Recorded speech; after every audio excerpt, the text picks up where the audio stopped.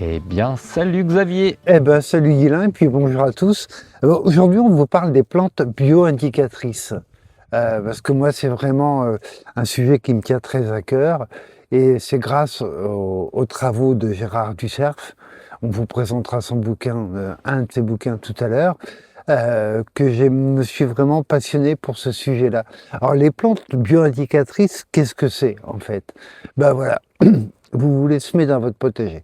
Donc, vous préparez bien votre terrain, vous l'affinez, vous ouvrez un beau sillon, tout est prêt, tout est nickel. Et dans votre sillon, vous allez mettre un mélange de graines de pistachier, de cactus, de nénuphar et de baobab. Ouais, Voilà, que tout le monde rêve d'avoir chez soi. oui, voilà, c'est ça. Donc vous mettez bien les graines, vous refermez le sillon, vous plombez, vous arrosez correctement. Et là, il n'y a pas de mystère.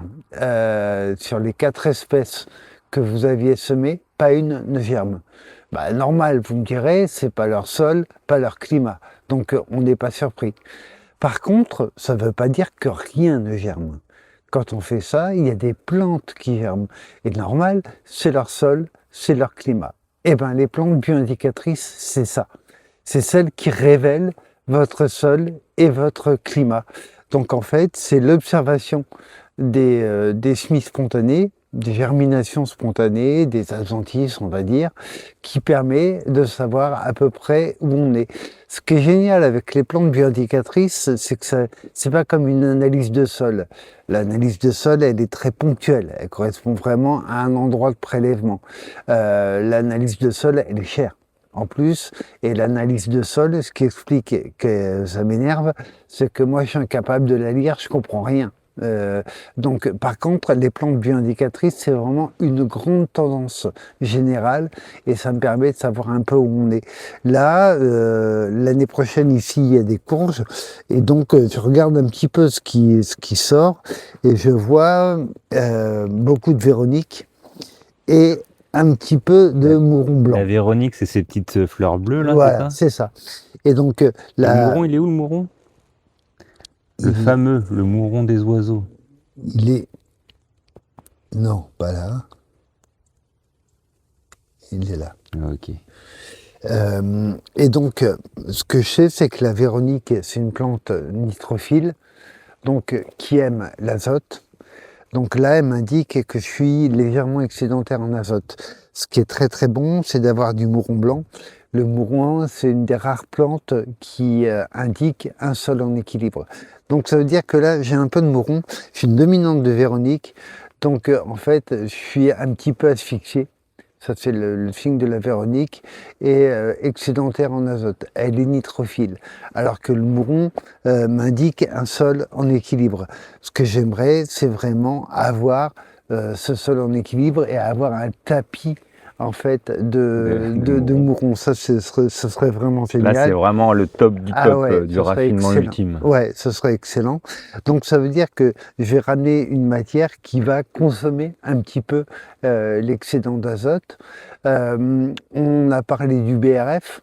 Le BRF est légèrement excédentaire en carbone, donc je compte dessus pour qu'il me bouffe cet excès d'azote que j'ai dans le sol. Après, je m'inquiète pas dans le sens où au potager, on a besoin vraiment d'être super poussant. Donc d'être un petit peu excédentaire en azote, je ne C'est crois pas pas que mal, ce ouais. soit un inconvénient. On a d'autres plantes qui nous signalent un excédent azoté. La marante réfléchie, par exemple, ou Les orties, ça aime pas ah ouais, ça, là, t'es en excès d'azote, C'est clairement. Ouais, ouais, ouais. c'est vraiment que c'est un peu trop. Voilà. Le kénopote blanc aussi nous signale, c'est une nitrophile, Ouais. ça nous signale un léger excédent d'azote. Encore une fois, pour un potager, je trouve pas que ce soit un inconvénient. Je trouve ça plutôt bien d'être légèrement excédentaire en azote parce que vraiment, on va pomper, pomper, pomper hein, avec nos petits légumes. Et si jamais on a des rumex? Waouh! Ça, c'est très, très, très mauvais signe. Là, ton sol est vraiment parti dans le mauvais sens et il est très difficile à rattraper. Donc, c'est un sol qui est compacté, qui est engorgé. Donc, le rumex, ça, c'est vraiment, vraiment, vraiment mauvais signe. C'est souvent significatif de tassement super Ouais. important. En fait, Gérard Ducerf l'explique, le rumex, c'est une plante qui n'était pas très très présente avant l'arrivée de la mécanisation et des tassements du sol. En fait, c'est un sol ultra compacté et engorgé et asphyxié. Si, moi, ce que j'avais, que j'ai plus maintenant, c'est parce que j'ai pensé avoir fait ce qu'il fallait, c'était le liseron. Ah, J'avais beaucoup tiens, de liserons à un moment et en fait, je me suis rendu compte, tu vas me dire si j'ai raison, mais que c'était pas, c'était compacté ouais. et qu'il fallait aérer plus la terre en fait. De l'air, de l'air, de Ouais. l'air. Eh oui, je te propose qu'on aille regarder Oui, dans le sur ce livre. bouquin quelques exemples voilà, des adventices communes. Alors attention, hein, un piège quand on suit les plantes bioindicatrices, c'est de pas estimer vraiment quelle est la dominante. Donc souvent, quand on a du liseron, on dit ah j'ai que du liseron, que du liseron. Non, il y a d'autres Oui. espèces en général. Donc prenons le temps de bien regarder, de bien faire l'inventaire de ce qui pousse chez nous. Alors, je vous présente ce livre qui est un peu notre Bible pour les plantes bioindicatrices. Il en existe 3 tomes. Alors oui, c'est relativement cher, mais c'est aux éditions Promo Nature, c'est des éditions associatives. Donc oui, ça vaut le coup. Pourquoi pas les acheter à plusieurs, les 3 tomes. Là, je vous présente le premier. Pour être honnête, moi, sur les 3 tomes, j'utilise le premier et le second. Le troisième, je suis pas assez botaniste pour réussir à l'employer. Mais vraiment, vraiment génial. Il y a tout dedans. On va regarder comment sont faites les fiches. Alors, je vous ai pris trois exemples. Tiens, regardons une qui est super instructive. C'est la renouée du Japon. Alors voilà comment c'est fait.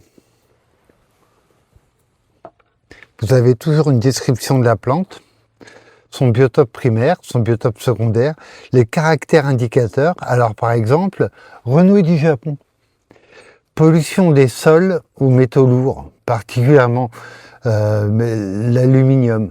Voilà, ça Ah oui, fait. sympa. Celle-là, quand elle pousse, Ouais, faut peut-être ouais, déménager. c'est mauvais signe. Et en fait, on parle des espèces exotiques envahissantes, les EE. La renouée du Japon en fait partie. Et en fait, à partir du moment où on croit à cette théorie des plantes bioindicatrices, on s'aperçoit que il n'y a pas de plantes invasives, mais qu'il y a des milieux détériorés dans lesquels certaines plantes occupent des niches écologiques. Ça, j'en suis persuadé. Il y a même des gens qui sont persuadés que ce qu'on appelle les EE, les espèces exotiques envahissantes, sont en fait des sursauts du vivant qu'on jette dehors par nos mauvaises pratiques. Moi, je suis d'accord avec ça. Donc, plantes invasives, j'y crois pas. Pour moi, il n'y a pas plus de plantes invasives qu'il existe d'animaux nuisibles. Et je trouve qu'en plus de ça, d'un point de vue humain, personnel, vivre dans un monde où les animaux sont nuisibles et les végétaux invasifs, ça doit pas être drôle hein, quand même.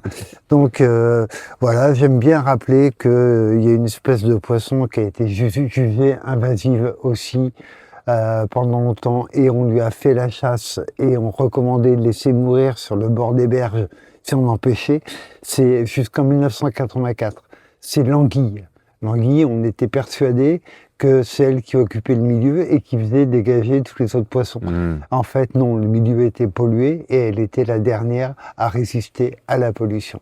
En fait, il n'y a pas d'espèces invasives, il y a vraiment que des milieux détériorés, j'en suis sûr. Alors, ce que j'avance là comme ça, ne croyez pas que je l'avance sans avoir de connaissances là-dessus. On pourrait en reparler, j'attends vos commentaires. Mais sachez que le coup du lapin en Australie, voilà, il y a toute une histoire derrière et c'est assez, assez curieux à connaître. Voilà, il y a plein de plantes comme ça qui sont jugées invasives alors qu'elles sont des sursauts du vivant. Je pense au buddleia qui résiste à la pollution industrielle, par exemple. On va prendre un autre exemple. Tac, vous voyez, j'ai bien... T'as tout préparé. Ah, bah ouais, j'avais préparé le chien dent. Ah, le chien. Alors, caractère indicateur. Fatigue des sols qui méritent une régénération par la prairie naturelle multiflore. Déstructuration des sols par les labours. Excès de nitrate et de potasse. Compactage des sols limoneux à pH élevé.